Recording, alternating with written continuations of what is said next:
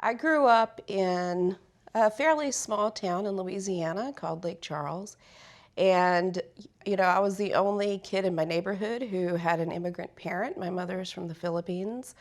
And so I grew up looking very different from my peers and having a different cultural experience at home.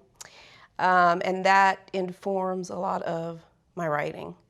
A lot of my books deal with kids who feel other or, like they don't quite fit in, and that very much speaks to my experience growing up in the South. When I was young, my writing very much emulated the books I was reading. So I had a Sweet Valley High knockoff series called The Golden Valley Twins. And I had a lot of books that kind of mirrored Judy Blume because she was my favorite author. And I've always been a reader for as long as I can remember. When I was young, my mother would read me bedtime stories. We read a lot of Cat in the Hat and Marvin K. Mooney, Will You Please Go Now, and The Monster at the End of This Book. And what would usually happen is I wouldn't be ready to stop reading, so I would take the book and read to her, and she would fall asleep.